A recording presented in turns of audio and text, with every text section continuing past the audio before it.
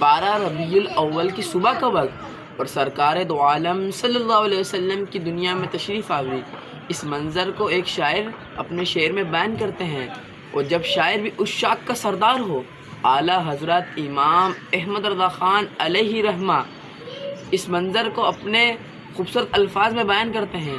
کہتے ہیں صبح طیبہ میں ہوئی بٹتا ہے باڑا نور کا، صدقہ لینے نور کا آیا ہے تارا نور کا، باغ جنت میں سہانا پھول پھولا نور کا، توے بلبل پڑتی ہے کلمہ نور کا، کاف گیسو ہا دہن یا ابرو آنکھیں عین سواد، کاف ہا یا عین سواد، ان کا تو چہرہ نور کا۔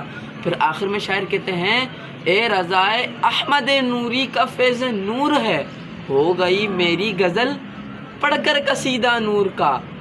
یہ ایک شاعری نہیں بلکہ یہ ایک عاشق رسول کا دل ہے جو ولادت مصطفیٰ صلی اللہ علیہ وسلم کا ایک منظر بیان کر رہا ہے۔